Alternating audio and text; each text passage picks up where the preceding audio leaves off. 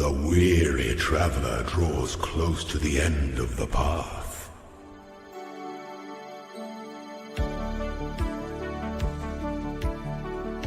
We have never had it so good.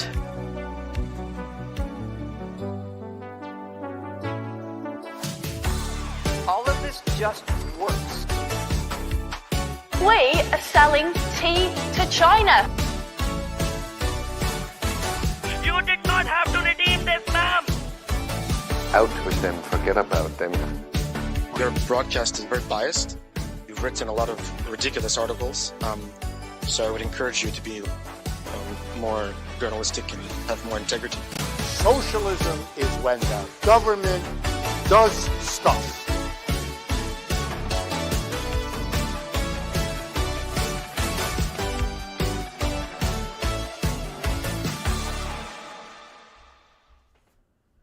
Hello everyone, and welcome back to another episode of The Longhouse, the weekly show for the sensible centrist. As you may notice, I am flying solo today, so I figured we might do something a little bit different. It's summertime. I've been outside in the yard all day hauling gravel, hauling stones, paving. It's been hard work. It's been good work, but now I want to relax, and Luddic Path, for various reasons, was not able to join us this week, as well as Nomad. So instead of cancelling the stream, I wanted to try to bring back an old classic. Those of you who have followed the channel for a while might remember back maybe a year ago, maybe 2 years ago. Time flies. I sometimes would stream a game called King of the Castle, and every now and then, you guys would join in. It's one of those games where audience participation is encouraged. We'll get into that in a moment. So I figured we'd give that a try again, to celebrate the summer solstice. I believe just passed, right? Hang on, let me check. It's a week ago. All right. But sure, we're halfway through. So, I think we might just get straight to it. There's news about, Trump's bill and his budget and stuff, but I don't really want to get into that stuff. It's getting a bit noisy for my tastes, and it's not in the spirit of this show. We tend to be late to things. We tend to be considered and sensible, and playing into the the show, as it were, is not the sensible thing to do. So I'm kind of waiting for people to sort of trickle in, and I'm going to try to bring this up on stage, so the people who are who are currently watching, especially on YouTube, if you can give me some feedback on the audio, I would appreciate that.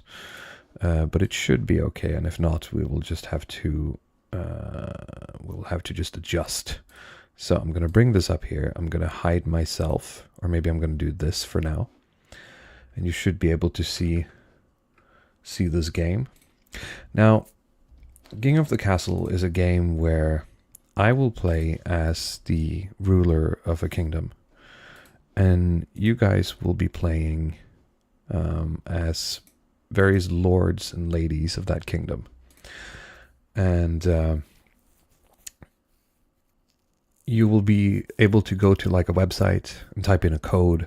If you've ever played like Kahoot or done something like that, it's not going to dox you. As far as I know, it's just, you get like a randomized name, and you can join the game. So we will play through like a kingdom, and you guys will take the roles of the lords and ladies of the kingdom, and I will be, as the ruler, the one who decides, who to favor, who to punish, etc., etc. So, if that sounds interesting, I'm going to start it. We can test out a game and start playing as a party game, which is up to 24 players. So, continue. Let's see here. Which regions should we include? So we have the Barons of the March, the Chiefs of the North, the Counts of the East, the Grandees of the South, the Patricians of the Coast. So, you know, this is giving me, of course, Nordic vibes. So we're gonna have to have the Chiefs of the North, obviously. But who else should we pick? The Barons of the March. The Barons are brash rural lords famous for their belligerence and fondness for hunting. Huzzah! Is that meant to be sort of like English? An analogy for the English or something? Counts are ruthless aristocrats steeped in secrecy. Grandees are impassioned duelists known for their strict adherence to honor. Patricians are wealthy seafaring merchants noted for their cleverness, skill in negotiation, and ornate masks. I'm thinking we're going to go with the chiefs. We're going to go with the barons. And we're going to go with the merchants. I think that's a good spread. Or maybe instead of the barons, we'll do the secrecy aristocracy. So this is a good spread of sort of archetypes of people here. We have the warriors, the rogues, and the merchants.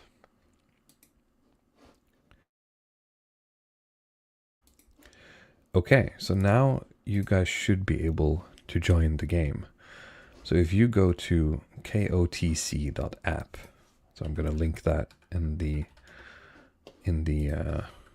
chat below, and you follow that room code, you should be able to join the link. This is really one of those games that it doesn't require a lot from you guys, but it makes it a lot more fun if you guys participate. So, you know, if you would, you know, it's open your phone and go to the website. It'll be fun. The room code is in the top. It is BXFY. I'll post that as well. BXFY. Oh, there's like pronouns in the game now. I guess we have to stop playing.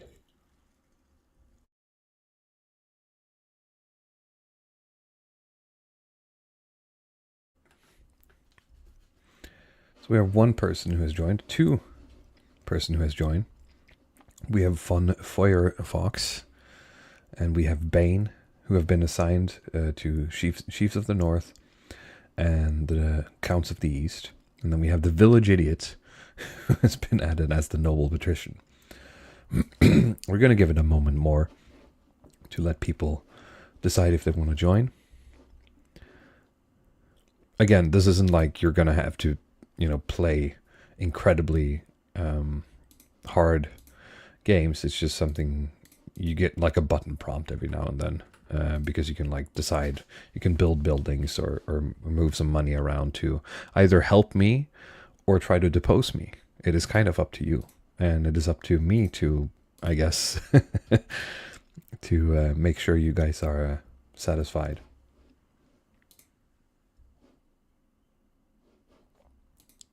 Let's see here. Maybe while we wait, unless we have the people we want. Oh, here we have another person whose name H1T1AGER69420, which is a good name. Let's see here. The thing is, the news have been slow this week as well. I mean, some of the international stuff has been fun. The only thing like that I was really interested in is the Denmark, you know, becoming the leader, temporary leader. I think it's for like a year, or is it like 6 months of the EU Commission? I think it was. Which, you know, they had some interesting things to say about what they wanted to do. Other than that, you know, it's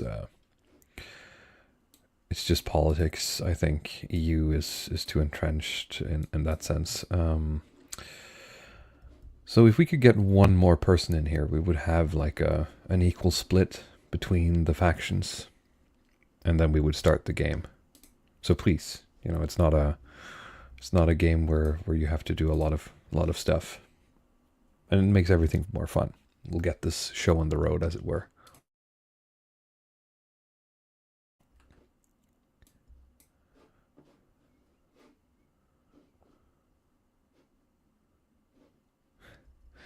Burkarl posting is, remember, 25 months. He's been you've been diligent.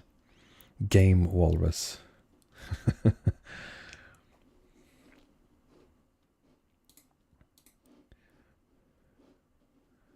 All right. It seems like no one wants to join. So Bane, he's going to have to go it alone for the Courts of the East for this game. Oh, and we lost someone here. No, never mind. Burkarl has joined the game. Okay, here we go. Let's start it. So, it's probably not going to do like a tutorial now because we've played this before. What I did do is start a new dynasty, because before we had like a history of the people who had joined us, but they've made so many updates to this game that I think it wasn't like compatible anymore. So we have like a, you know, game map, sort of like I guess Game of Thrones-esque kind of map, where we have the east, the north, and the coast, of course, and then we have events that pop up near the capital or wherever they are relevant. And so here we have on the left, we have the date, spring 948. We have King Walrus. We have the room code. I believe if you're watching, you can still join this game if you want to. So if you're joining this late, you can still join by going to kotc.app and writing in this code here, BXFY. Here's my stats. It's my authority, my treasury, and my stability. And we have currently 6 nobles. And we have the overall stats of the regions. So we can see the chiefs, their stuff is military. That's their big one. The counts, their big one is farming. And the patricians, their big one is faith and trade. All right. So we will start with maybe a path to victory. So the spy master here is saying, Your Majesty, the first few years of your reign are the most difficult. You're new and unproven. The nobles of the council will scheme against you, hoping to kick you off the throne and put their own puppet claimant on your place. Oh no. So that's you guys. You're going to try. You might work with me. You might work against me. To defeat their schemes, you must secure an heir. And to prove that you're worthy of the crown by completing your ambition. My question is, when you die, how do you hope the king will remember you? So I'm going to, you know, pick basically one stat that I'm going to say, you know, this is going to be my goal. This is what I'm going to try to do.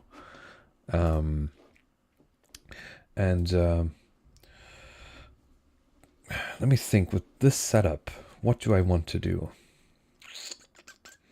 Our military isn't that bad, actually. Like, combined. Neither is trade. Like, if I wanted to make everyone better at trade, that would be possible, as well as farming. I could go for, like, authority or stability, which is my personal sort of stats. But they tend to be a bit more difficult. So let's say that I want to be really good at being a trade king. I'm going to be a merchant. A lofty goal indeed. I suggest over the next few years you focus on improving the kingdom overall trade as much as possible. Once you have an heir, I will return to discuss how your ambition is progressing. Good luck. Okay. We'll introduce us to our council. Now that you're the king, your first duty is to meet with the Council of Nobles. Your nobles hail from all across the kingdom, the wintry north, the desolate east, and of course the wealthy coast. So I'm going to start by introducing myself to the to the chiefs of the north. So this is Chief 1 Firefox. Good luck in the days. He's going to have the... Didn't I do like the Game of Thrones northern accent thing, like, good luck in the days ahead, Your Majesty. You'll need it dealing with us lot. I can't. I forgot how to speak like the northern, like the. How do you do that? Winter is coming. Introduce myself to the Counts of the East. An honor to finally make your acquaintance, Your Majesty. This is Count Burkarl of the East. May you escape the doom that befell your predecessor. I wonder what happened to my predecessor. Is that a threat, Burkarl? And this is Lord Patrician Village Idiot of the Patricians of the Coast. A pleasure, Your Esteemed Highness. I hope to see our kingdom prosper and grow wealthy under your reign. The council hall immediately fills with raised voices as the noble argue with each other and demand your favor. You sigh and sit back. Is this what the council is like? No wonder your father... Oh no. One or more of your regions has no nobles. This game cannot resume until each region has at least one noble player. Did someone drop out? At this point, the resume button will become... maybe it was like a... Yeah, I think it just hitched for a moment. Okay. No wonder your father told you to avoid the throne at all costs. Okay, and now we have our coronation. Your Majesty, I've scheduled your coronation to take place in a week's time. Why the hurry? To delay any longer would make the nobles restless. I wouldn't want you guys to get restless. Because when the nobles get restless, they take their daggers and look for the nearest back. We wouldn't want that. As is tradition, the council will decide what happens at your coronation. You guys will decide what happens on my coronation. It's my coronation. Well, this isn't an absolute monarchy, Your Majesty. Everything has to be run past a council vote, even this. Shall we call the nobles in? Now you guys get to decide what to do with my coronation. So you have 4 options. Host a lavish parade with jugglers and fountains of wine. Force the commoners to swear a blood oath. Throw the king into the river. Or the nobles must put on a vast banquet for the king. So you can see here on the right what sort of changes will happen as a result of this. In this case, you know, either you'll lose money, will gain stability, things like that. I can sometimes veto. I can take like an option off the table, or I can mark my preferred choice, which then gets an extra vote. So I think I'm going to prefer farming is interesting, but we want to do trading, and we might want to... Let's do a vast banquet for me. You guys should probably hail me. That's what I want to do. I'm not going to use a veto. I'm fine with whatever happens here. Now you guys get to vote.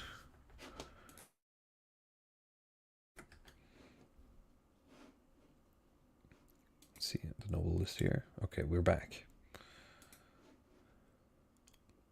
So we have 2 votes for the vast banquet for the king now. Oh, it's getting a bit more split. Is it gonna... I forget what happens if it like equals. Does it just random? Oh no, it's completely split. Okay. Let's see what happens then. Voting tied at 2. Break the tie by select. Oh, so now I get to select. So you guys don't want to do ties because that just gives me the option of doing whatever. So I'm going to do farming. You guys can pay. I forget if you get something if you win, Village Idiot. But we'll see.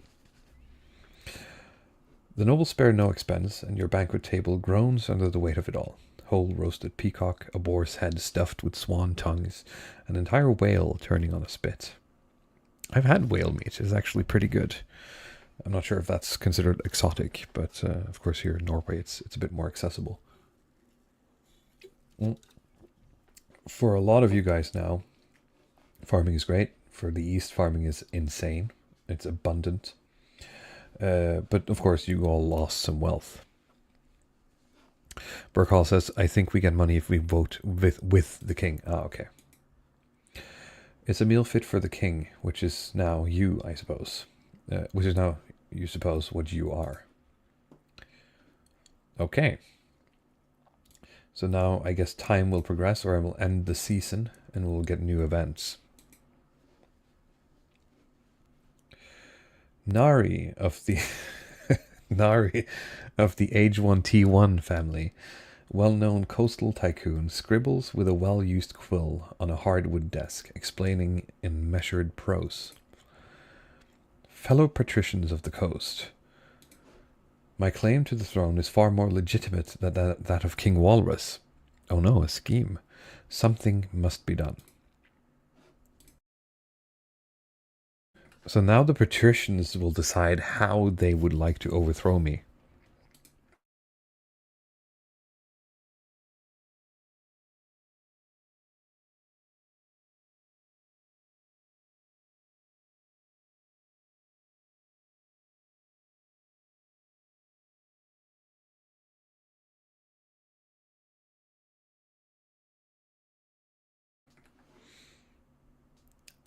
It seems it's a split vote yet again.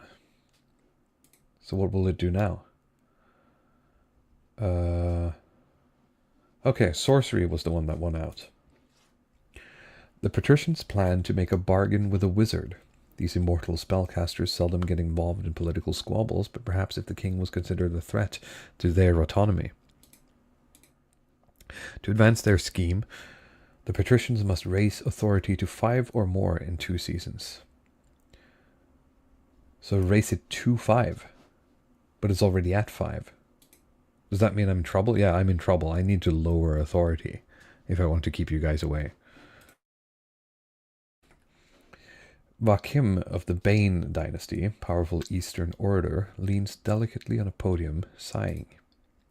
My fellow counts, in ancient times the East was its own proud kingdom. We can bring back those days of glory, but not while the false King Walrus wears the crown. How will you overthrow me?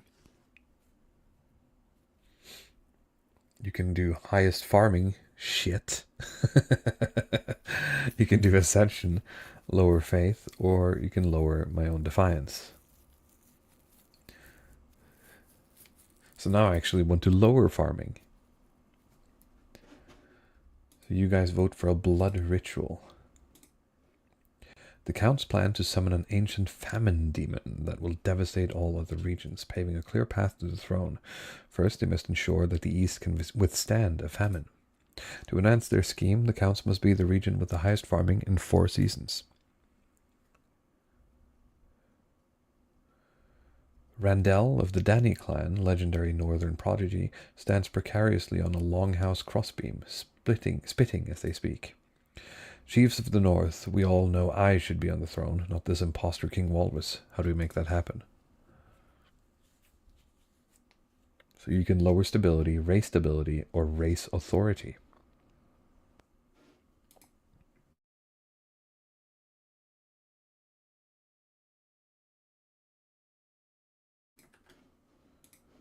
What will the chiefs choose?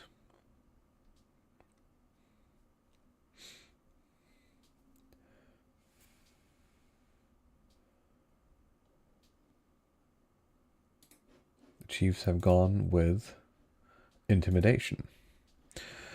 The chiefs plan to hold the king hostage in his own palace. First, they must lull the spymaster into a false sense of security. To advance their scheme, the chiefs must raise stability to 5 or more in 4 seasons.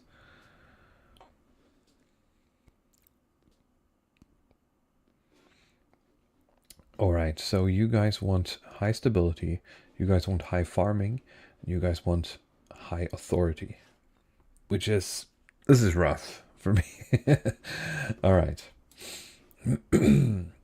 By royal decree, we can tweak the laws governing how the council votes. We can pass more than 3. We can't pass more than 3 of these laws at once, and only 1 may be used per vote. So I currently have the veto and the monarch's vote. I can do anonymous voting. I can call for unity, which is +1 stability if more than 50% of nobles vote for any one option. Or I can do swing votes. After voting, nobles can change their minds and vote for a different option. I'm not sure if it's worth you guys not seeing what other people are doing. Is it? I feel like you guys are going to vote for whatever you vote for anyway. You're just going to do whatever. But I don't want to farm stability either right now. Let's do swing votes. Swing votes can be like a wild card to get you guys to do weird stuff. Alright, end the season. Just a reminder once again to anyone watching, if you want to join in as a noble, you go to kotc.app and you can write the code BXFY to join. Okay, so we have two events. We have Low on Lumber and we have the Honor Guard. Oh, we have a new baby. Let's do the Honor Guard first. Marshall says, now that you're king, you need personal protection. Why, I could plunge my sword into your heart right now, could I not? I suppose so. You need an honor guard to keep you safe from such dangers, Your Majesty. Unfortunately, this is a political decision. What are my options? Each region offers a selection of elite guards. The chiefs with their most famous warrior heroes, the counts with Knights of the Order of the Drowned Rose. And the Patricians offer their greatest gladiators, champions of the arena. Think carefully, Your Majesty. These guards' loyalties will be divided between you and their region. Of course, you could just hire foreign mercenaries. They'd be loyal to coin above all. Should we... What foreign mercenaries do you suggest? A band of fearsome fighters from the Tatterlands called the Battle-Bitten Brethren. They specialize in bodyguard work, but they're costly, and hiring foreigners will betray a lack of confidence. Okay. I assume that if I choose, like, I'm going to get some favor with you guys or something if I choose your... Tell me about the Northern Warriors. Bearded oafs with axes and no manners. They'll get drunk and cause trouble in the palace. Okay. Tell me about the Eastern Knights. The Order of the Drowned Rose are highly respectable. They'll understand palace etiquette, but it's been years since they fought an actual battle. They mostly write poems these days. So if, like, push comes to shove, these guys aren't actually going to protect me very well.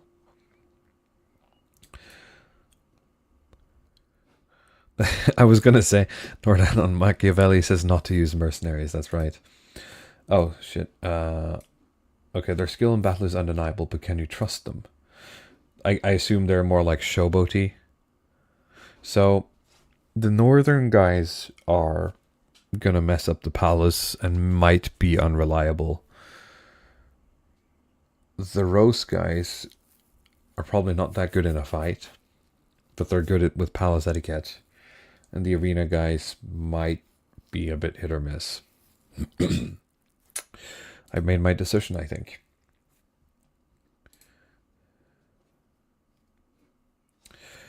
Oh, interesting. Okay, so if I choose the mercenaries, I basically pay money to have authority lowered. And that's something I want to do. On the other hand, if I go with one of you guys, I assume I will get less defiance from some of you. Does defiance say anything here if I hover? No.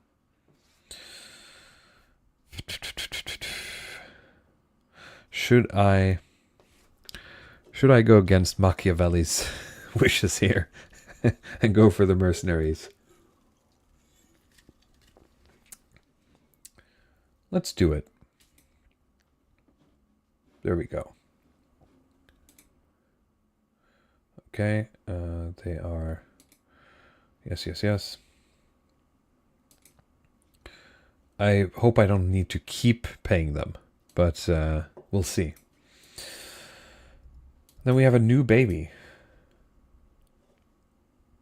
Premium Nobles. This is a player who has bought King of the Castle. They can set their customizations, get access to special outfits, and appear more often in storylines.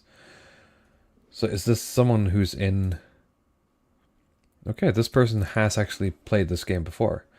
Count Fartwhiff. Greetings, Your Grace. Some fine news from my lowborn in the east. A baby has been born on your birthday, bearing a birthmark in the shape of number 9. A fantastic omen. Perhaps we should mark the occasion. Ooh, the king will send his blessings. The king has no time for peasant brats. Gift the parents a bounty of jewels and fine wine, or send the Inquisition to make sure the birthmark is real.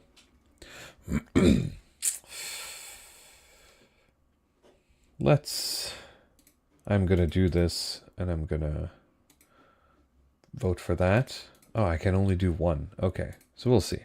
We'll see how this shakes out.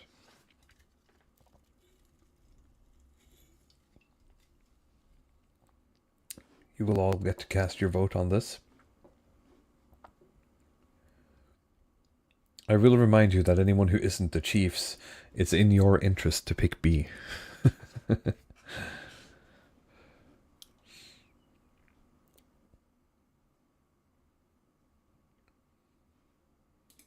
it seems that we're being split.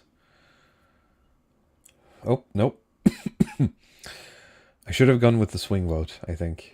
But here we are. The chiefs have allied with the merchants to make my life more difficult. Alright. So we gift the parents with a bounty of jewels and fine wine. This reduces the treasury, but it increases stability. There is another matter. They asked permission to name the baby after you. What do you think, Your Majesty? As long as the baby's not ugly. I shall assess the baby's appearance and act accordingly. True to his word, Count Fartwhiff lets you know that the baby is perfectly adorable and therefore suitable for the name of Walrus. A child of the East named for you. Who knows what sort of person this baby will become? You can only hope you're around to see it. The North is low on lumber. Count Fartwhiff again. Your Highness, will you tell these superstitious chiefs to get over themselves and let us harvest their trees? We need the wood for our craftspeople. I've told you 1,000 times, says Chief Danny, that forest is thoroughly haunted. You'll damn us all if you go logging there.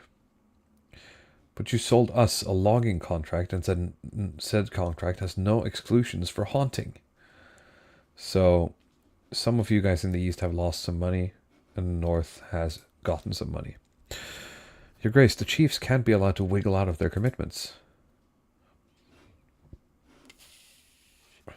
So what do we do? Do we say that the counts have a contract and they may go logging? Do we let them harvest lumber but share the proceeds with the chiefs? Do we turn the forest into a joint eastern-northern hunting reserve? Or do we fence the area off to make sure no one goes near it? What I'm going to do, I think, I'm going to just try swing votes just for fun. See what happens. It's the first round. I'm probably not going to survive anyway.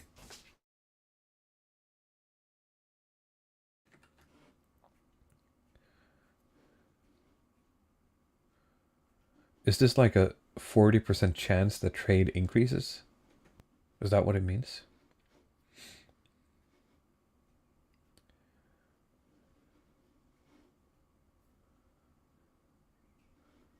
I think we have a winner. The counts have a contract and they may go logging.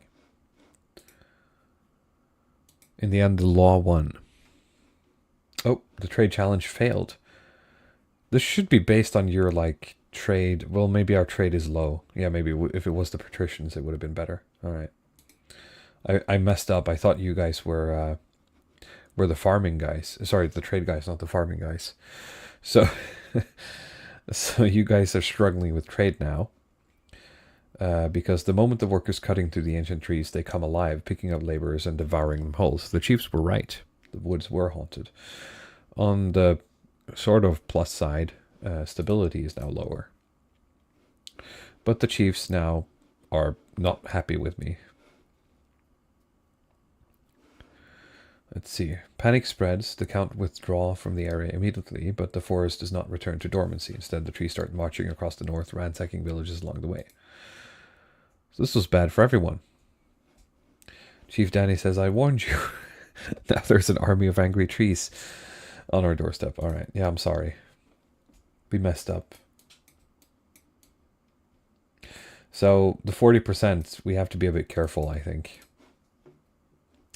Now, you guys get to use your personal wealth to bid on buildings. And only the 2 highest funded buildings will be built. So your guys are competing about sort of what to build. You guys pledge money. And whatever gets built, you know, has the set effect. So this is purely sort of you guys' Fark says the North will not forget. So whatever you guys you know, feel like you need. All right, starting the auction. If you hit pledge repeatedly, you increase your bid. So if you guys want to like keep bidding, so this is like an auction, right? It's a bid war.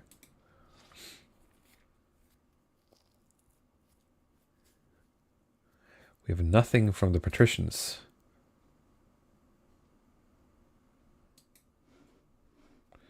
Does the prison lower stability? The prison lower stability, yeah. How does prison lower stability? Well, I mean, this game has pronouns, so... Some would argue, I guess, that American prisons lower stability. Seems like we're looking at the Patricians and the Counts getting their way. The chiefs seem to have been thoroughly outbid. Oh, never mind. Something happened at the last moment. So we have an increase in stability and an increase in authority, which is not good for me. I believe some of you guys are just about to achieve your... Dorna says, the video game is le woke. Yes, the game is woke. Let's see here. The trees are attacking, so this is following up on the previous event. And finding a spouse. We're going to look for a spouse because we need a spouse, because we need an heir. In the twisty passages of your castle, you can avoid your advisors, the nobles, and even the spy masters, but there's one person you can't avoid. Your mother. Why haven't you found a spouse yet? It's been almost a year. Has it been almost a year? I've been busy, Mom. You'd better find time, don't worry. I'll take the liberty of finding eligible candidates. What is your preference, men, women, or do you not mind? I want the women. Excellent. I'll send out messengers to the most influential noble families. All right.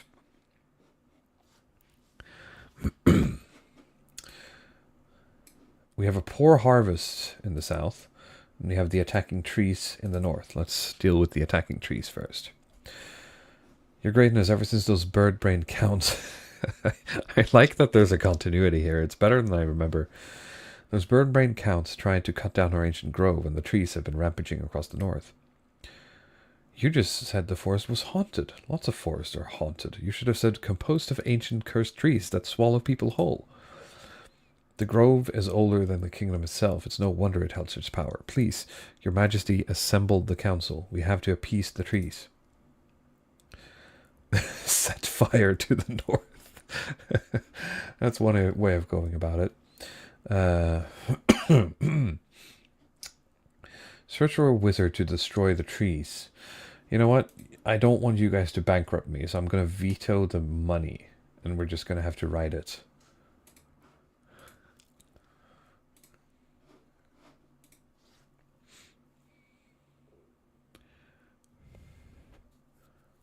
Let's see what happens.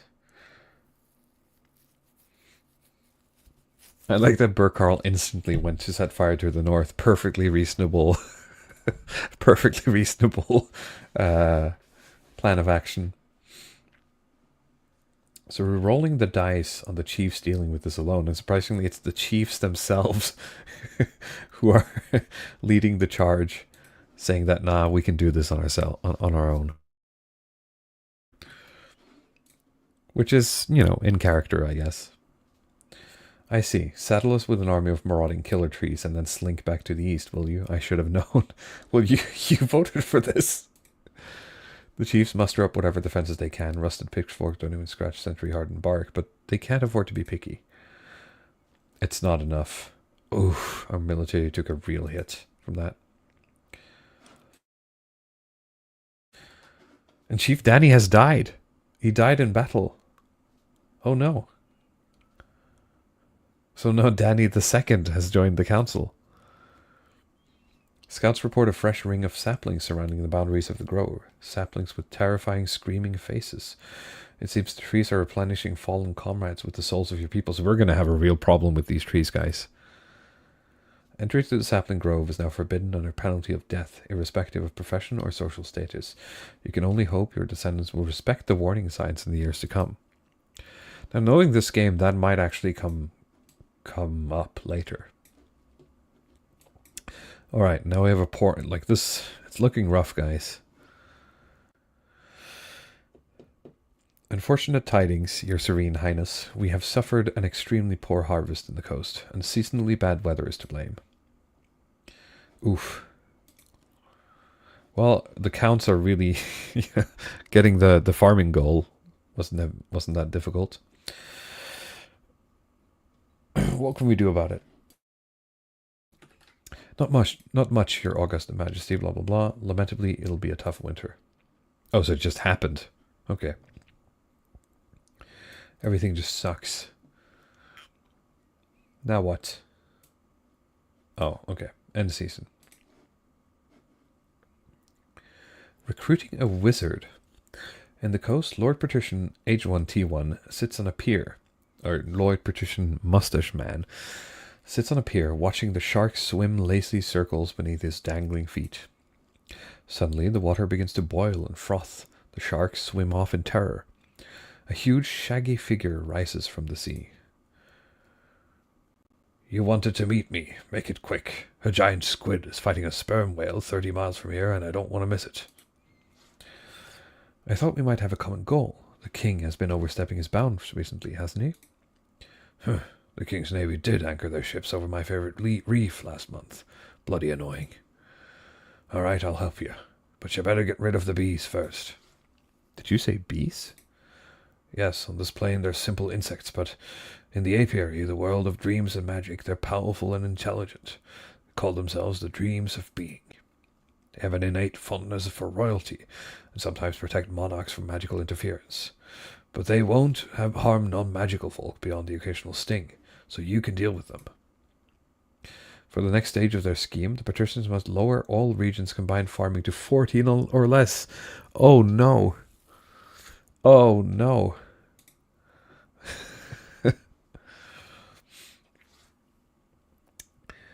So now I can tax people. I can set different taxes for each of the regions, or bribe regions to keep them sweet. Each option has a different defiance, treasury, and personal wealth changes. So I could, like, if I wanted the chiefs to be more happy with me, I could. Oh no. Okay. Well, I'm gonna have to tax you guys and help the chiefs a bit because of the trees. So I'm redistributing the wealth. Let's see here. But the Patricians made 500 wealth selling penny stocks to gullible peasants. The other nobles get 200 wealth. So that's good. So please remember this, northern folks. I'm trying to help you out. Sure, you guys are a bit more mad at me. The chiefs of the north are apparently on the verge of rebellion. That's not good. The rebellion is halted because the defiance level is below the authority or my stability. Okay, so right now we're okay. That's good. Please don't riot. Eligible options. I have found 3 potential matches for you. 1 eligible young woman from each kingdom's 3 regions. All right. Choose wisely, you'll be securing a powerful alliance. Well, and a partner for life. To have and to hold, don't forget. I suppose so, but the alliance comes first. Alright, Mom. Your mother leads you to the Great Hall, where she's arranged 3 portraits on easels. For now, each is covered by cloth. Alright, let's see them. She whisks away the cloth from the first portrait. This is Frida, firstborn daughter of the Northern Warrior clan. She's your typical Northern lass, as far as I can tell. Big and loud, and all the social graces of a goat, but means well. I've heard she spends most of her time playing cards or making wagers with friends and hangers-on. They say she's popular with the common folk up north, too. I can see the appeal, I suppose. This is Amelia, the nice woman voice. I'm even doing like a mom voice. I have a lot more voice coaching to do if I'm ever going to pass, right? If I'm ever going to be able to be a woman on the internet. This is Amelia, the eldest daughter of the Eastern Petition Man dynasty. I'm not sure why the artist made her look so severe. Just a trick of the light, perhaps. See that beautiful fur coat she's wearing in the portrait? Wolf pelt. Hunted it herself. She went missing a while ago, but it turned out she accidentally locked herself in her cellar. Survived on wine for a week. Okay. Intriguing candidates. And finally, from the coast, we have Dominica, the wealthy heiress to noble patrician spaghetti and 1G's estate. She wasn't originally the heiress, but her eldest sister had an unfortunate accident. So a schemer there. She recently gave away half her fortune to the church, much to everyone's surprise. The common folk hate her for some reason. But who cares what they think? Could be worse. Could be better. A lot more practice is needed until VTuber Walrus Chan can finally become a reality. What do you think? Of course, by picking a candidate, you'll anger the other regents, but you'll gain a lifelong alliance. What are we thinking? I made my decision. I think we need to appease the north a bit. So we're going to go with Frida. Good. Things are a bit more balanced. That's good. Overall, the defiance has increased, but it's at least stable now. Okay. We have food riots, and we have missing nobles. Let's do food riots. Your Highness, the famine in the north grows worse by the day. Riots are breaking out in all the major townships, from Skarma to Thormgard. Starving mobs are pillaging bakeries, granaries, and merchant houses. What are we to do? Let's see. What do we do? I could veto one. So we can pay ourselves out of this. The problem is that the treasury is already low. We can order grain supplies to be diverted from the east, which will most likely hurt trade, but increase farming. It might decrease farming in... I need to keep farming good, though.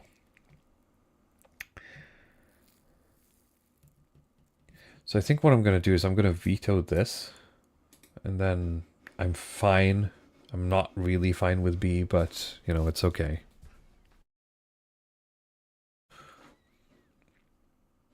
Just a reminder, if you want to participate in this game, you can open your phone or your computer at kotc.app, and you can use the room code BXFY. It looks like we're all going to try to control the riots. We're going to roll the dice. If we don't hit the 70 now, it's probably going to hurt real bad. It's unanimous. And we succeeded. That's great. Our trade even went up, which is even better. Grim-faced northern soldiers break up the riots in brutal fashion, driving the starving peasants away and leaving dozens dead. Barricades are set up on a major thoroughfare, and martial law has effectively been declared. This does help restore some order to the north, but it does nothing to alleviate the famine, which worsens by the day. Well, that sucks, but and the stability is up, which is not great. Alright, missing nobles. Lord Patrician Village Idiot, Your Esteemed Highness, a number of patricians have gone missing in the east. They traveled to Count Entron's castle to negotiate a trade agreement, but they should have returned weeks ago. The missing patricians never even made it to my lands. They most likely got lost. The east is a dangerous place. Who's gone missing? Anyone I care about. 3 patricians are missing. Felix, Basil, and noble patrician Spaghetti. Where could they have gone? Just north of my estate lies the Mold Patter Forest. To the west, the Twilight Lakeland, and to the south, Ilarian's Haunt. I like to live remotely. It does wonders for the soul. I am certain that this is some kind of ploy by Count Entron. In a few months' time, he'll quietly offer us a ransom. Blood and stars, don't be so foolish. We'll find them. We just have to decide where to focus our efforts. I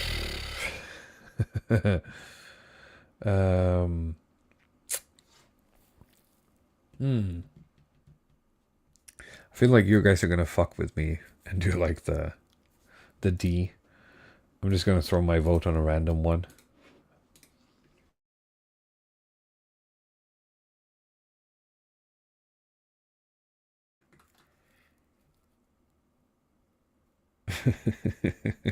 I knew you were all gonna just go there. I like that even Burkhar, like, this is like, yeah, even the counts are like, yeah, just execute this guy. We all know this guy's sus.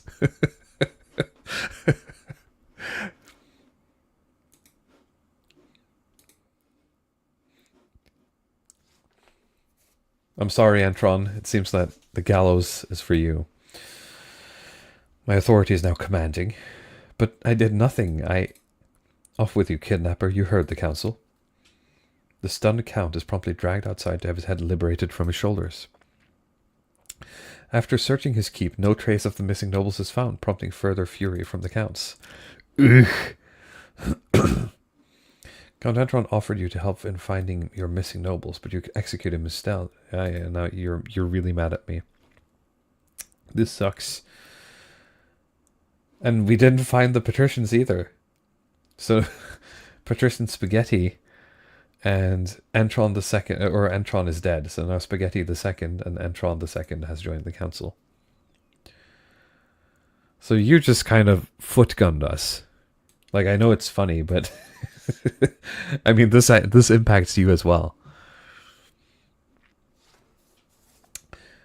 Let's see here. Monarch's golden choice. If nobles vote for the monarch's choice, they will gain plus 500 personal wealth. Monarch's iron choice. The monarch can mark their preferred voting option. If chosen, they get 1 authority. Entron says, I will avenge my father. Let's adopt the golden choice, and we'll do it instead of just the regular vote. So that way I can literally give you guys money to do what I want.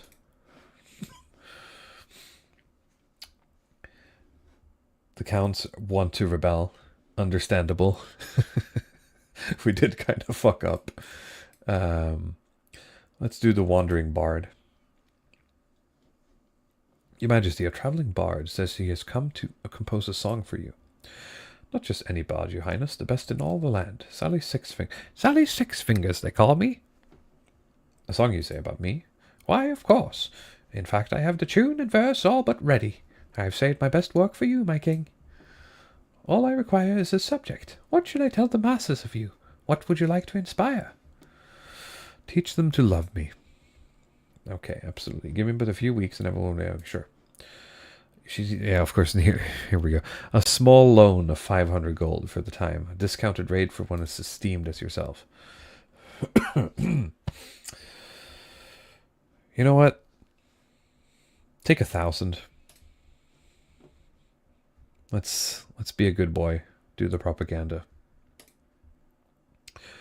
Oh my! Oh, it was a 70% chance.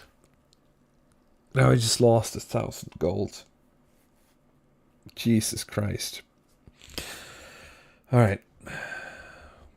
It's abysmal. Nothing rhymes. There's no rhythm. Everything sucks, and I lost 1,000 gold. Jesus. Your wedding to Frida is naturally the talk of the kingdom. Nobles and peasants alike travel from across the realm to attend. For a week and a day, the capital is one giant party. It feels like you're the only one not taking part. Instead, you're getting ready for the ceremony. Soon enough, Quasimodo predicted this. Instead, you're getting ready for the ceremony. Soon enough, you're standing in St. Bertrand's Cathedral with Frida at your side. Do you take this woman as your lawfully wedded wife? I do. Then I pronounce you king and wife. After the wedding, of course, there's a feast. After the feast, a dance. Your new wife, Frida, dances so vigorously that she spills wine all over herself. Well, that everything is a little bit better. That's good. By the time you find yourself alone with Frida, it's past midnight, and you've never felt more tired. Good God, I am so drunk, and yet somehow not drunk enough. Time for more wine. Servants, bring us wine, I guess. That's the spirit.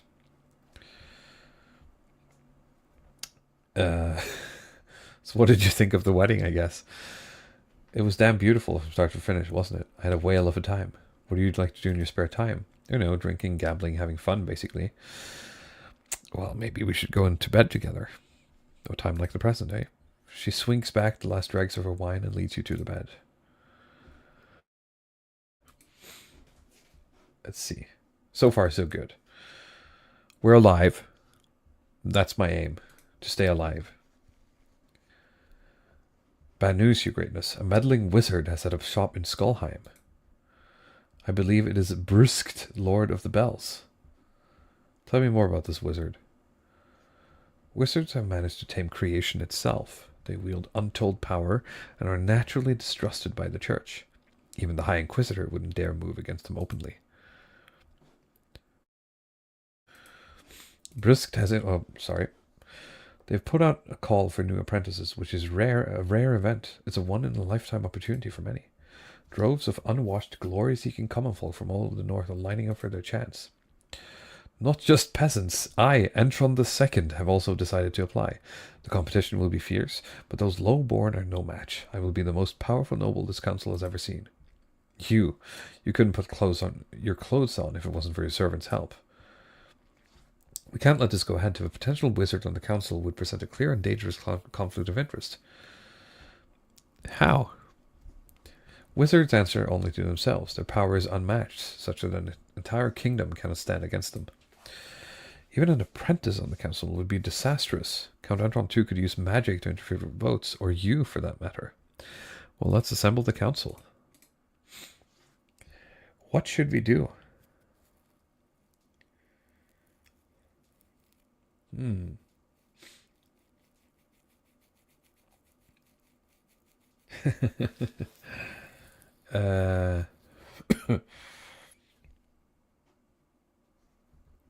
not sure. Do I want to leave this up to you guys? Entirely?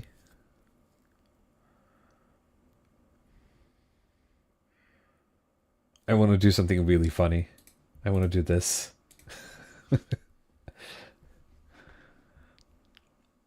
Just to shake things up a bit.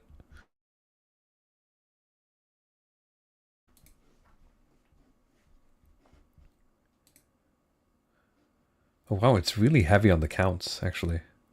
The spread. I would like if the defiance was like predicted. Like you could see what happened. I want to see what happens if this guy becomes a wizard, just for the fun of it. Like, is he going to mind control me or something?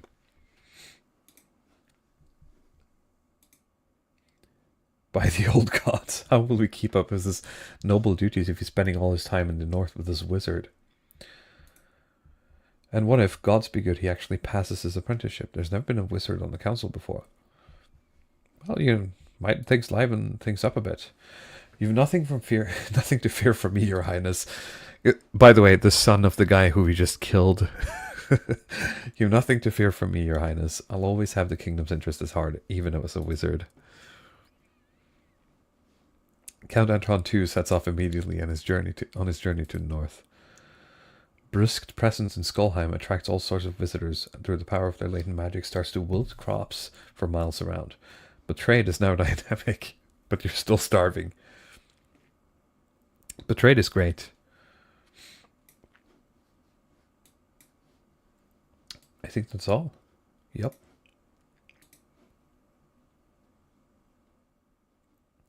Late at night, two counts meet in an ancient stone cemetery to discuss their schemes against the king. Our grain stores are looking much more impressive than the rest of the kingdom.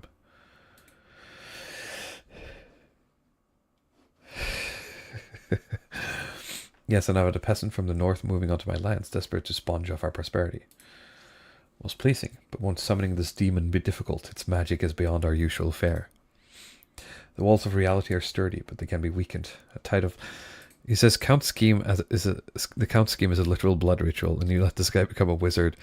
Well, I didn't let anyone do anything. It's well, I could have not vetoed the no, but it was very funny. A tide of blood must swallow this kingdom in its wake. Chaos. For the next stage of their scheme, the counts must lower stability to 4 or less in 2 seasons. Oh, that's a fast one. Up in the north, Chief Danny II is hosting a grand feast at the clan hall. Our plans are going better than expected. The spy master thinks that all is well in the kingdom, and while the cat's away, the mice shall play. Please don't refer to us as mice. We're honorable warriors. There's no honor in politics, my friend. Our next step is to replace the palace watch with our own agents. The honor guard are incorruptible, but the watch are another story. If the king can't pay them, they will look for money elsewhere. We must lower the treasury to 1,500 or less. Well, you're looking good. You hear that, Patricians? You need to make me some money.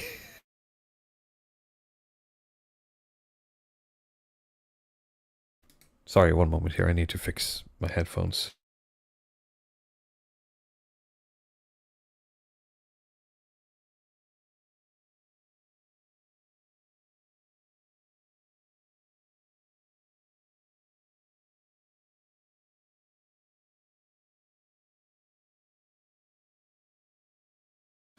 There we go. Sorry about that. This is not looking good. So, the thing is, I feel like I'm not, like, okay, sure, I could have stopped that guy from being a wizard, but that has nothing to do with the farming. Like, alright. Bankruptcy looms. The treasury is almost empty, Your Highness. What do you suggest we do? Apart from raising taxes, we have precious few options. You could get a bank loan, sell off the crown jewels, or perhaps crack open some of your predecessors' tombs. We can lower authority, get money, we can track tombs, not good. We don't want to lower stability. I own the Royal Mint, I can just make more money. Just print, just start printing. What could possibly go wrong?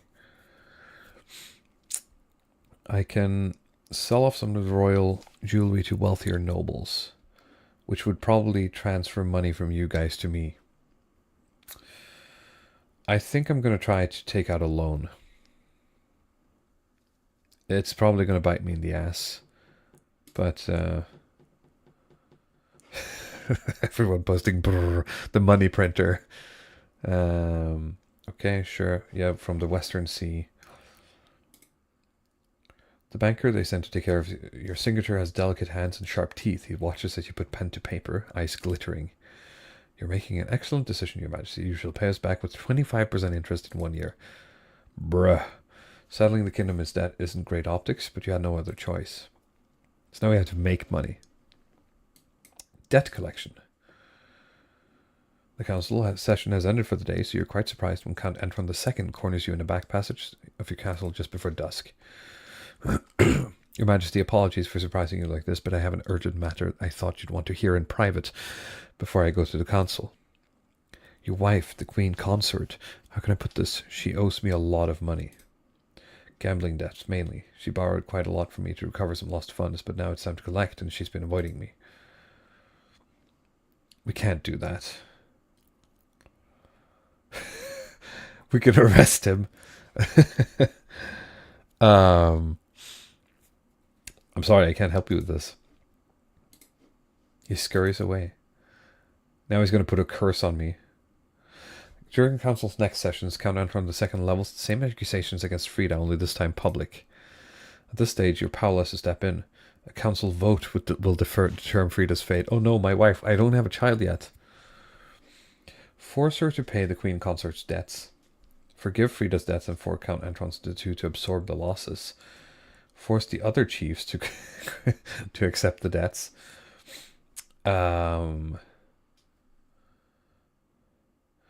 So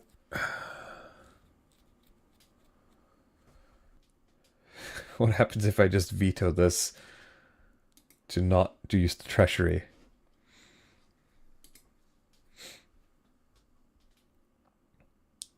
I like that Burkarl is consistently voting against his own clan. That's very funny. But I guess he's doing it to increase defiance or something.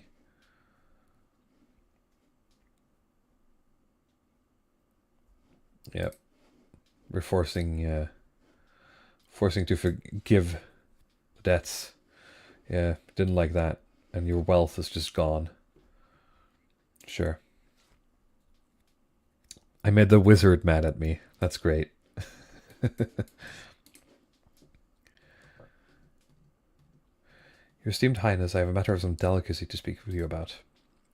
Good day, cousin. How's the old kingdom going, eh? I always thought it looked like a lot of work, but I suppose you get a fancy hat. Lord Fitzalbert is your very, very distant cousin, about 50th in line to the throne. You haven't seen him in years. What's going on? Lord Fitzalbert's been staying at my estate for the last year, your serene highness, but regrettably there have been some financial impacts. He's been borrowing money from me for months, saying he'll pay me back when his luck turns, but now my coffers are all bare. Yes, poor village idiot couldn't even afford a little banquet to see me off. I'm sorry it's come to this, but I must petition the court for funds. Bro, this sounds like a you problem.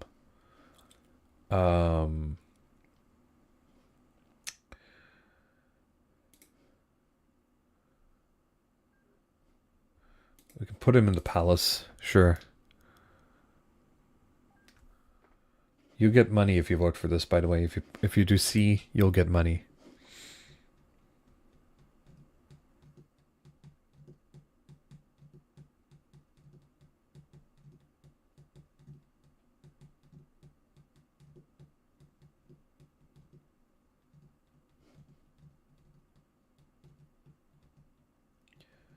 Very nice.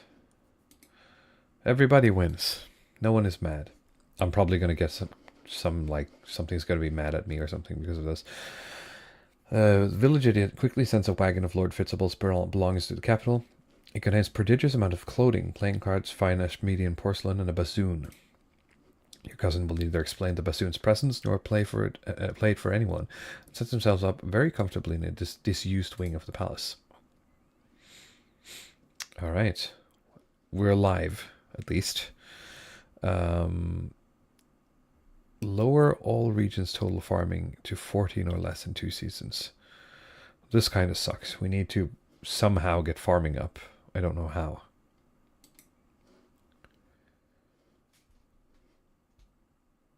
Now it's an auction time again. All right. Time to bid.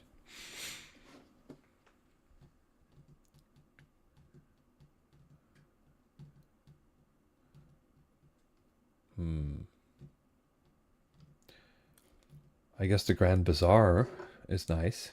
More trade. Trade is good. You're pouring a lot of money into less farming, yeah. It makes sense.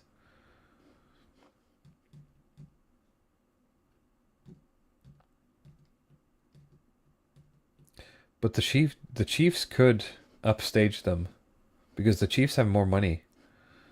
The chiefs could get the trade up. Remember what I did for you guys.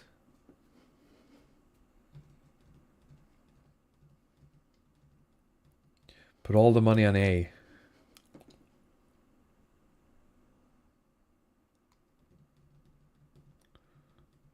Oh, barely didn't do it, I think. Oh, never mind. It's a top 2. That's my bad. Okay. But we might just get rebellions now, because the counts are Is it... Okay, if you... Yeah, you have to vote to rebel. Then you can do it.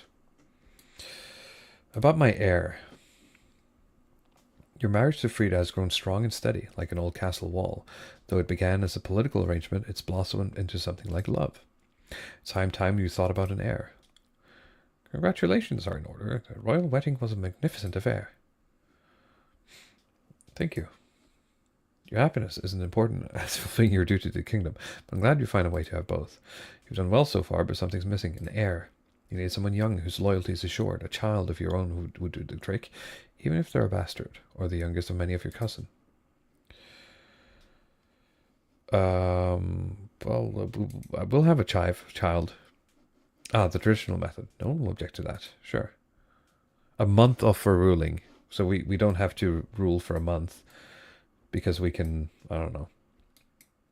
My ingenious cousin. Oh no. Your Majesty, you'll never guess what arrived today. What is it now? I've decided to set up an outdoor salon here on palace grounds. That's the sort of thing that's done in the capital, yes? Philosophers, thinkers, the best and brightest will flock here for civilized discussion and delicious food. Anyway, the tents arrived today, and the silverware, and the menagerie. Peacocks, doves, a few water deer. They'll give us more to discuss. So you'll allow it, won't you? It'll be so much fun. Sure, just give me a cut of the profits. When Lord Patrician Village idiot hears of the plans, he's furious. He's hoping to receive some of the takings from this venture. But Lord Fitzalbert is delighted, spending his time inspecting the dovecote and polishing his tortoises. Soon the salon is set up. From all over the capital, visitors come to sample the refreshments, get into debates, be seen in the most popular new place in the city, and spend money for the privilege. What could go wrong? I mean, the animals escaping or something, right? Okay. Anything else? Yes. Inappropriate magic. Oh no. This is Spaghetti the Second. Your esteemed highness, help me. I've been cursed, withering away. Antron the Second to blame. Look, I didn't expect Briscoe to do that. Anyway, he stole my prized attaché toothbrush last week. I only wanted to give him a toothache. Unimaginable pain, please. By the 9th, make it stop. By the 9th, this cannot go unpunished, your serene highness. A moment later, Spaghetti's skull falls off and they collapse into the floor in a pile. So now we're on the 3rd Spaghetti. What do we do?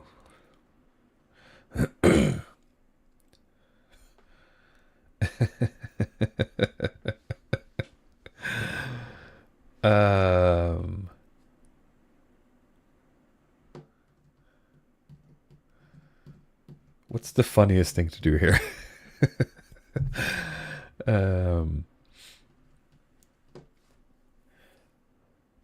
I think the funniest thing is to not hang him.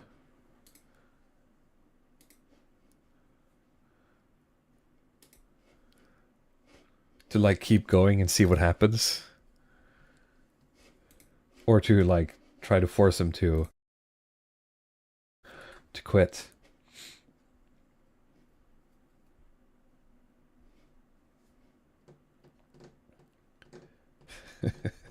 We're just gonna let the wizard keep going. The thing is, if I kill him, like the defiance of the counts go up. Which, of course, you guys haven't rebelled, but you can rebel at any moment. Now I think we're a bit more stable. Sure, sure.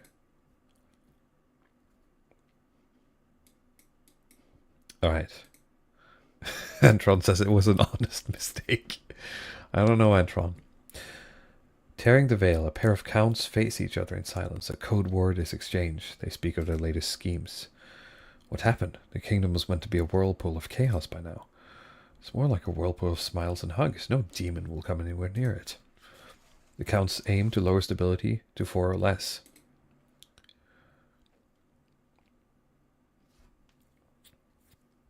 Up in the north, Chief Danny II has gathered their fellow plotters for a hike through the mountains. The Palace Watch won't accept our bribes. The treasury is practically overflowing. They don't need our money. And I suppose they ran straight to the spymaster to blab about it too. Damn our luck. Is this the end? Did Walter give up after his first defeat at the hands of the Eater of the Sun? We will bide our time and strike again when the king least expects it. So you still want to lower my treasury. Problem is that I think the bees along the coast. Lord Petition is Mustache Man is visiting the wizard Scrampton in his cliffside tower, built of knotted coral and seashells. Your side of the bargain is complete. The dreams of being are no longer a threat. Their palaces stand empty. My thanks, great wizard. Now shall we discuss how to overthrow this troublesome king? Oh no. Alright, you guys have to vote.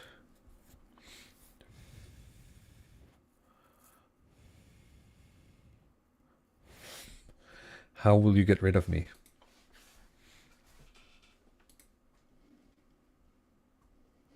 No one from the Petricians are voting. No, not the bees. The bees.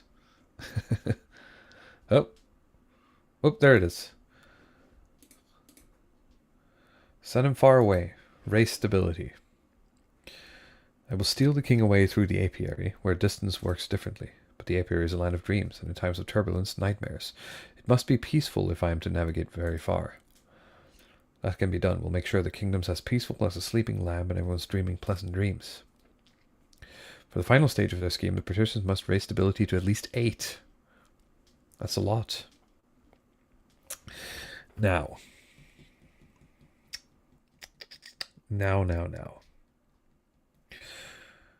I think we want to redistribute some wealth. You know, despite us not having a lot of farming in the north, the north have been good to us, so we won't touch them. But we'll redistribute some of that wealth here. You know what? Actually, we'll just keep everything as is.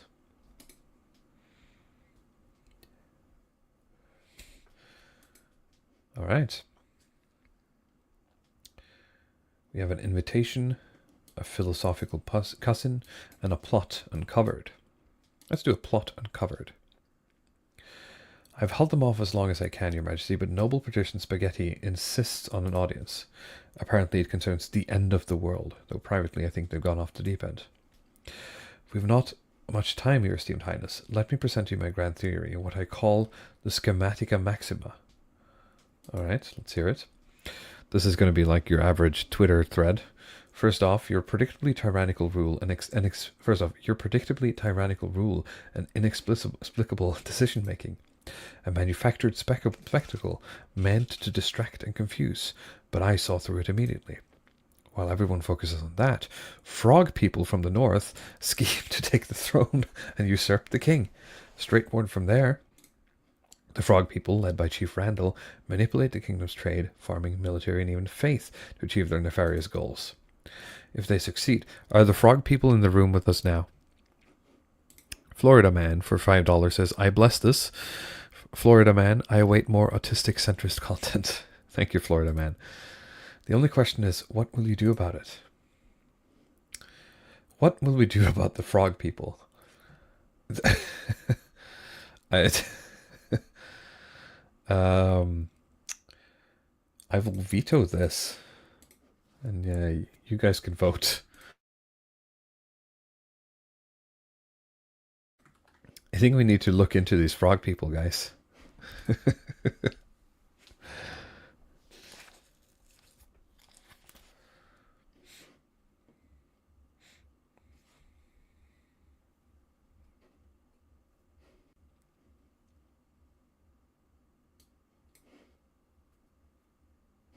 Oh. Yep. We're going to look into the frog people. If any of you have any suggestions on where to start looking into the frog people, put it in the chat. Once the vote has passed, you're surprised by an eruption of laughter from the noble benches. Your spymaster pulls you aside. It's common knowledge that each region is scheming against you in some form. Nobles just tend to talk about it in the open. Just tend not to talk about it in the open. There's no evidence that any of them are frogs. So, you guys had a prank? Firefox says, the frogs are turning people gay.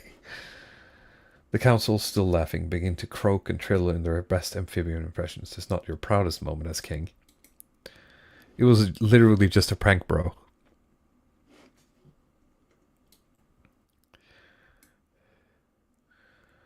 Your philosophical cousin. Your Majesty, it's awful. What's going on? I'm so sorry, I'm just overcome. One of my guests has accused me of insulting him at the salon, and, well, the upshot is that I've been called for a duel.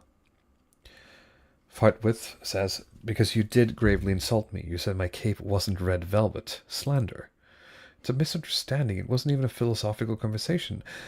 I have never even held a sword in my life. I'll be killed. That's your problem, not mine. So what do we do, boys?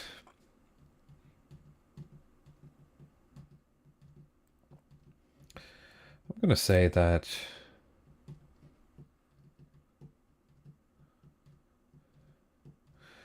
I feel like in the long run I'll be good with, you know, my cousin kind of just being out of the picture. I feel like he's going to be more trouble than he's worth. So if you vote B, you'll get some money.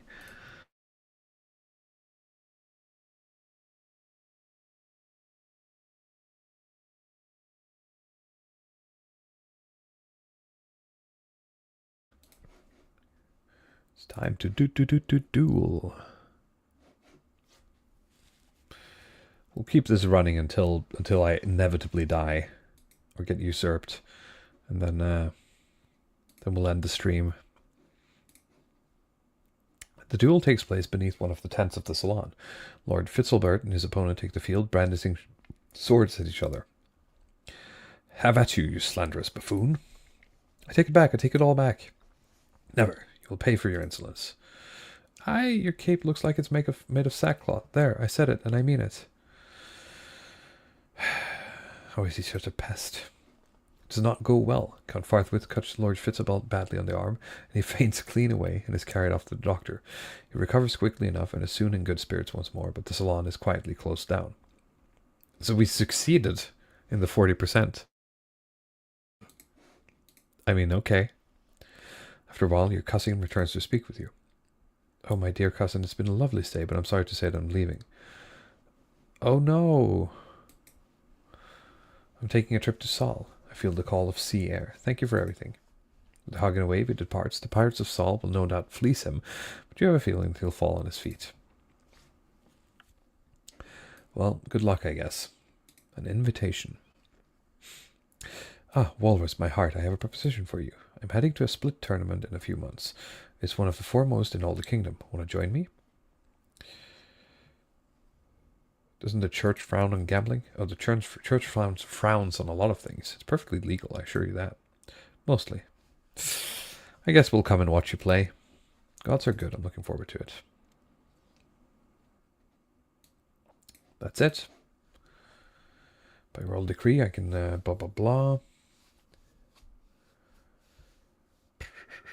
Oh, this is rough. I like my current.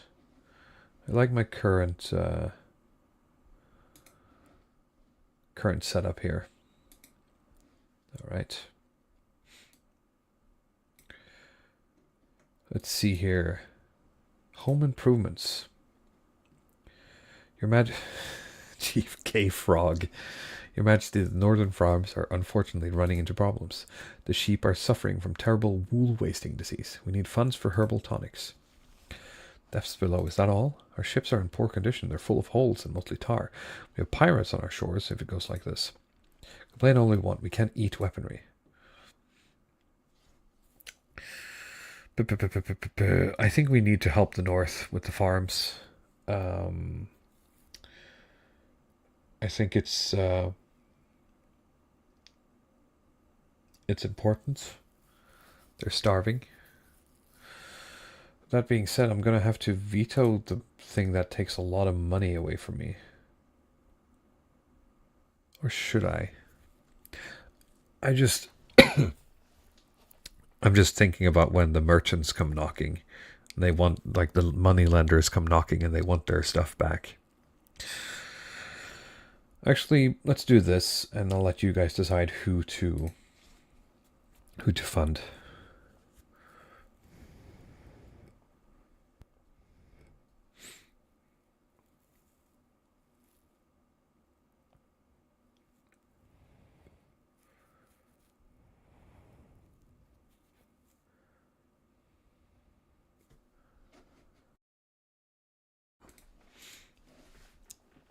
I mean, if we all agree that when the merchants come knocking, we'll just say no. Like, yeah, you and what army? And then we'll fight them off. Right? It's that simple.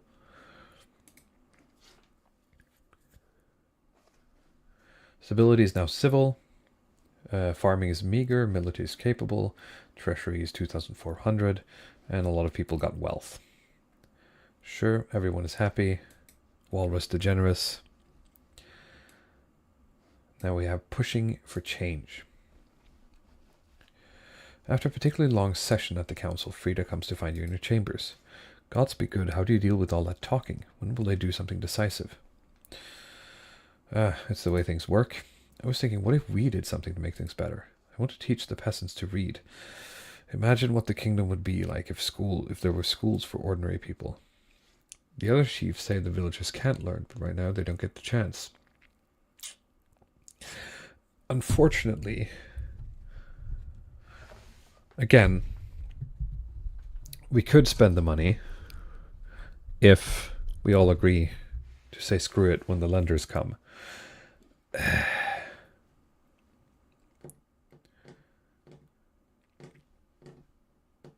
I mean, having high trade and high money is good. I'm just afraid that this is going to have some, like, very strange knock-on effects, like they'll learn to read and they'll all become communists or something.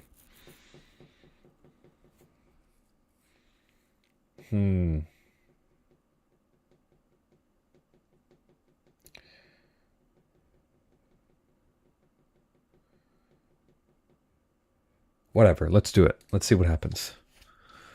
I want to see communism. She kisses you on his cheek before hurrying out. Or if she gambles away the money. If this woman gambles away my money,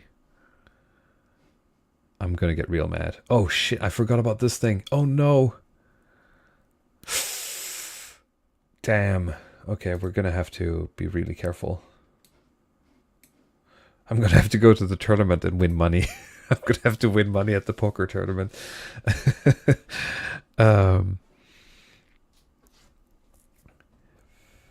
Frida leads you inside Chief Danny II's clan hall, where tables have already been laden with food and meat. So good to see you, Your Highness. When Frida told me you were coming, I almost didn't believe her. Frida's first opponent will be Count Burkarl. Count Burkarl? I hear he's pretty good at this. Frida gives you an appreciative smile. Danny II leads you into some benches near the edge of the room, where a number of other spectres are already sitting. Refreshments and snack are handed around freely. I'm rooting for Count Burkarl. He hasn't won a game since 1948. In 2 years, potentially. Oh, blood and stars, Your Majesty. I didn't expect to see you here. I'd like to learn more about the game. Well, you come to the right place. I'm sorry you didn't get him in sooner, blah, blah, blah. Sure. Explaining the basics of competitive splits. Most of it goes over your head until he's interrupted. Gods are good. Take that, you bastard. No, Dragov's bones. What's wrong with these damn cards? Wow, Frida won. Well, that was unexpected, but there's no way she beats Lord Petition Hjorth in the next round. Why not? Hjorth is a true veteran. He's only been beaten once in the last circuit, by none other than Chief South Anon. Is South Anon one of us guys? Our guys? Yeah. South Anon is a bit washed up nowadays, barely ever plays and just drinks a lot, but she still comes to all the tournaments. No one knows why. Well, if you excuse me, Your Highness, I need to refill my drink. Head over to watch Frida's next match. You find a seat next to the table where Frida is setting up to play against Lord Petricians Hjorth. Mustache Man joins you again, cup refilled. You don't think you can beat me, do you? We'll see soon enough. 25% chance. Ooh, that's rough. Yep. Well, I suppose that's it. I've been knocked out, but at least I put on a good showing. Yeah, you did wonderful. There's no need to sugarcoat it. I played terribly. What's done is done, eh? Sure. Okay, we spent some quality time with our wife. I guess that's nice. Certified wife guy. Morgana is with us, my friend. The palace watcher in our pocket. They took our money gladly. The kingdom can barely afford to pay them a living wage. And now the blue guys are taking over. Sure. Oh, you have one more step? Oh, you just tell me Or you decide what to do or something? You kill me, or do you control me?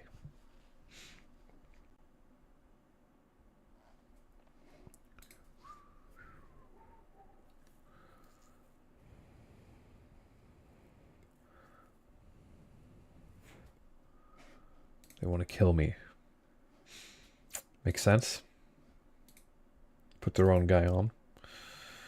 We'll have troops infiltrate the capital disguised as beggars. At my signal, they'll gather and storm the palace in the dead of night. The bribed watch will open the gates. Our lads will murder the king in his bed and have our claimant on the throne before sunrise. I like it, especially the murdering bit. What about the counts and the patricians? They'll call us usurpers and rise up in revolt. Not necessarily. If King Walsh's rule is weak enough, we can persuade them to accept anything. For the final stage of the chief's scheme, they must lower the kingdom's authority to 3 or less.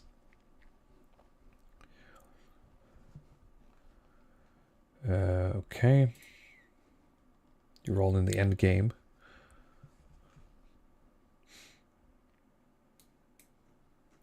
My heir. Your quest for an heir is finally complete. You stand before the council holding a small child in your arms. The council hall is filled with nervous silence. My son. The assembled nobles break out into polite applause. By designating an heir, you have cemented the stability of the kingdom. Your greatness, may I be the first to congratulate you on the birth of his son. What is his name? Walmus II. Sure. We need to fulfill my ambition to win the game. Debt collections. Oh no, here we go. Greetings, Your Majesty. I'm here on behalf of Salwyn and Gaul to collect what we're owed. You and what army? The Republic of Kurth guarantees all our loans to foreign states. If you fail to pay your debt, you will be the subject of aggressive trade sanctions and eventually war. You owe us a grand total of 3,750 gold. Can I extend the terms of my loan? We will be willing to lend you another year at the same rate in exchange for a 20% down payment of... I don't have that. We can offer you another year, but raise our interest rates to 75. This is our final. Ooh. No. Then you are in trouble. Sure. Now we're going to get screwed. The Americans are coming. Honored King, it was with deepest regret that I must tender my resignation and return to the Tatterlands. What? Oh no. I didn't know they would come and ask for more. I can't believe I gave all my money to have my wife go around and do her, like, you know, reading circles. Oh, Jesus. Hang on. I'm listening.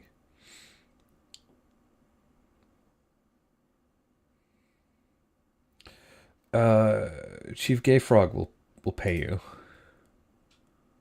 Sure.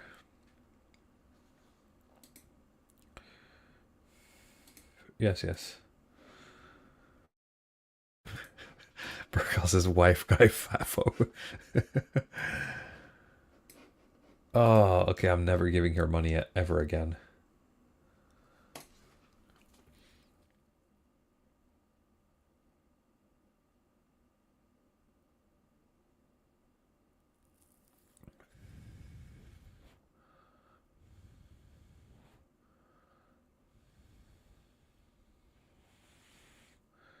Eesh.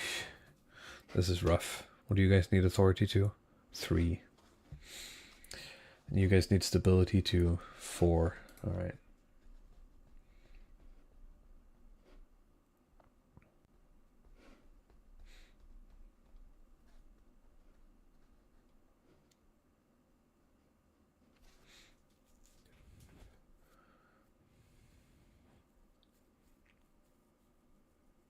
It's not looking good, guys. It's not looking good.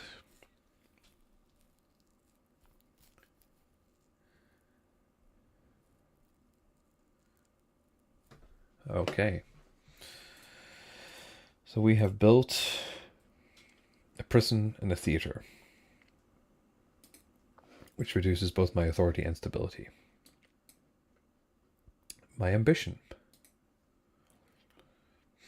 At the start of your reign, you said you wanted to be the architect of a new golden age, but so far you've not convinced anyone. The kingdom's trade is still like. What do you mean? It's pretty good.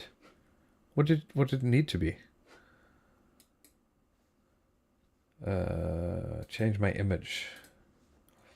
Crush the disloyal nobles, smash their armies, and force them to submit. If you help us spread the seal of the ninth god, common folk are a sleeping giant. Become beloved by the peasants. Declare war on the Ashmedan Empire. The nobles will forget your schemes if you win. Authority in military. Authority in faith. Stability in farming. Farming and military. We do have a decent farming and military, wouldn't you say? Become beloved by the company. We're going to get, like, screwed by the lenders or something. Like, they're going to send the Americans after us. So let's do stability and farming. They're going to want, like, 1 million stability.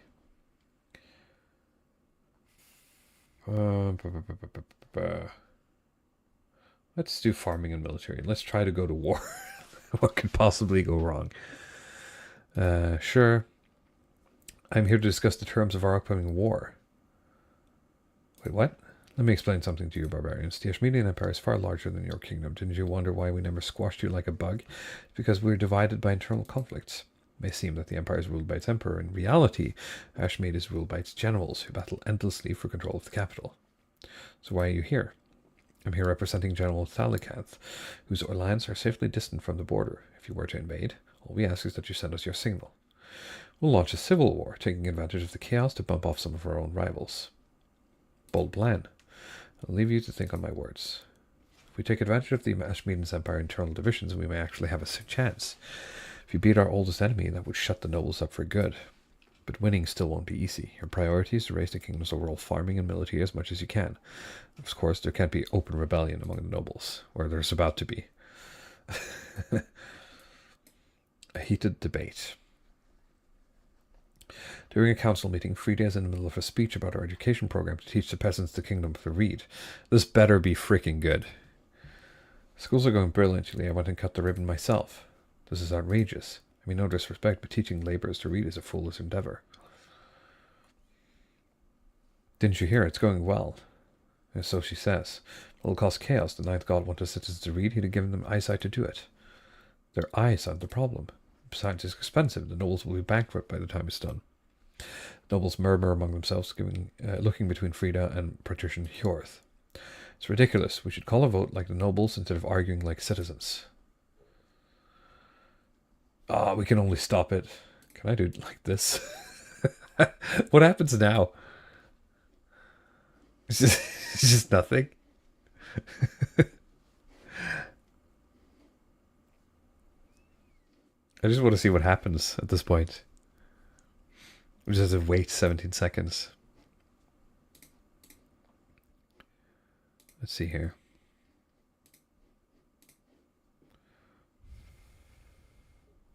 Let's see here. All right. Voting died at 0. So what happens? Stop the... It still went through. So nothing happened. Now everyone hates me. Well, no. It all actually... Everyone loves me a bit more, I guess. My wife doesn't, so... Treasury is almost empty. Screw it. Let's print. Let's just print. I think. Yeah, let's print. Great. Love it. Brr. Brr.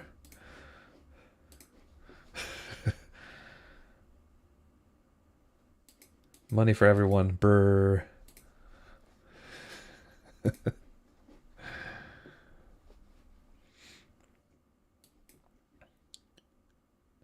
Trade war, ambition, conquest. For the last few months, your marshal has been crisscrossing the kingdom, drumming up troops in preparation for your first strike against the Ashmedan Empire. Today, at last, she's returned. She's brought one of the Petricians with her. Nobles are reluctant to commit soldiers. Sent a delegation. We're concerned about the harvest. Raise all able-bodied levies. If we do that, who's going to gather the crops? The kingdom would starve. Well, we wouldn't want that. Just damned cowardice, if you ask me, Your Majesty, but all the nobles are echoing this nonsense. The fools are worried about going hungry for a few years. Till we can persuade them that the kingdom will survive, they will commit their full forces. Let's try. Oh, I apparently just convinced him that, it's fine. Sure. Sure. Sure. Chiefs never back down from a fight. Counts are done as well. Huzzah, let's go to war. We need to ensure they're up to the task. Assemble the troops. Inspect my troops, 60%. Succeed. We're good. Rank upon rank of hard-faced footmen, holding swords aloft, knights on horseback, plain mail glinting, archers and crossbowmen training furiously, hitting target after target. Good work, Marshal.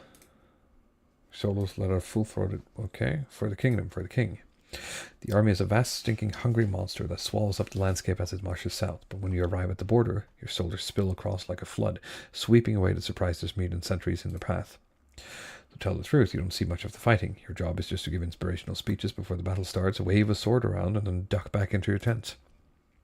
Despite that, or perhaps because of that, your first Ashmedan campaign is a huge success. By the time you return to the capital for winter, you've conquered almost 100 miles of territory along the border. As the city's gates swing open, you're greeted by a rush of joyous sound, clapping, cheering, peasants throwing roses at your carriage. Trailing behind you, of course, is also a retinue of wounded soldiers nursing deep-seated trauma and grieving their lost comrades. Peasants largely ignore them. Hail the king, the conquering hero. Wave to adoring fans. Sure.